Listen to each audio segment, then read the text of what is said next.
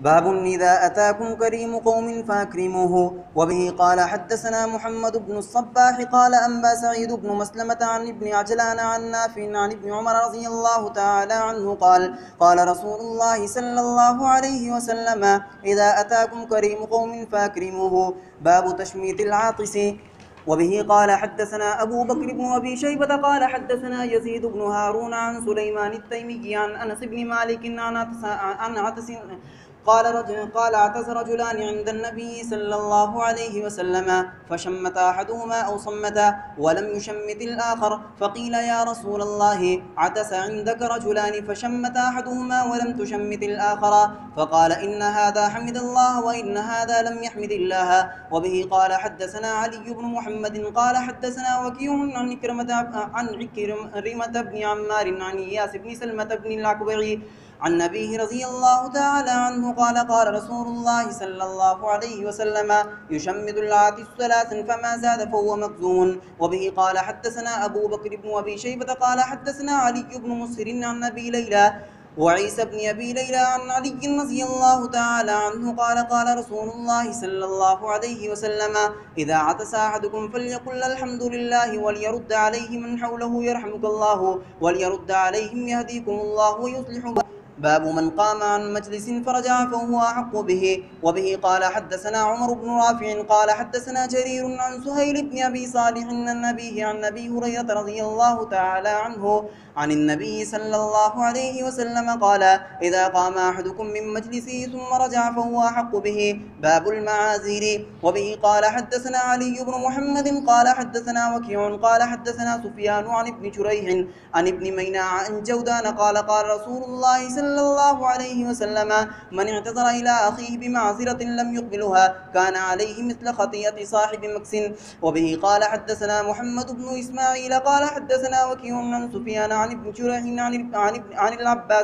عن العباس بن عبد الرحمن وهو ابن ميناع عن جودان عن النبي صلى الله عليه وسلم مثله. باب المزاح.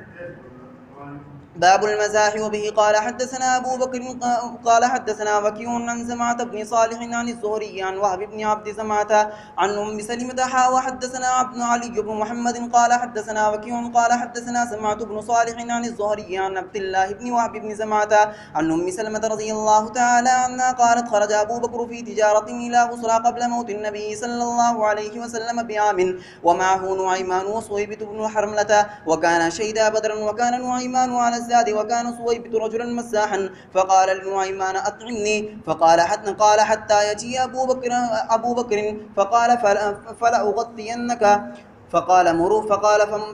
فمروا بقوم فقال لهم صويبة تشترون مني عبدا لي قالوا نعم قال إنه عبد له كلام وهو قائل لكم إني حر فإن كنتم إذا قال لكم هذه المقالة تركتموه فلا تفسدوا على عبدي قالوا لا بل نشتريه منك فاشتروه منه ب10 قلائس ثم أتوا فوضعوا في عنقه عمامة وحبلا فقال نعيمان إن هذا يستهزئ بكم وإني حر لست بعبد فقالوا قد أخبرنا خبرك فانطلقوا به فجاء أبو بكر رضي الله عنه فأخبروه بذلك قال فاتبعوا القوم ورد عليهم القلائس وأخذ نعيمان قال فلما قدموا على النبي صلى الله عليه وسلم أخبروه قال فضحك النبي صلى الله عليه وسلم وأصحابه منه حولا. وبه قال حدثنا علي بن محمد قال حدثنا وكيع عن شعبة عن أبي التياح قال سمعت أنس بن مالك رضي الله عنه يقول كان رسول الله صلى الله عليه وسلم يخالطنا حتى يقول لأخ لي صغير يا أبا عمير ما فعل ابن غير قال وكيع يعني طيرا كان يلعب به. باب نتف الشيب. وبه قال حدثنا أبو بكر بن شيبة قال حدثنا عبدة بن سليمان عن محمد بن إسحاق عن عمرو بن شعيب عن أبيه عن جده رضي الله عنه قال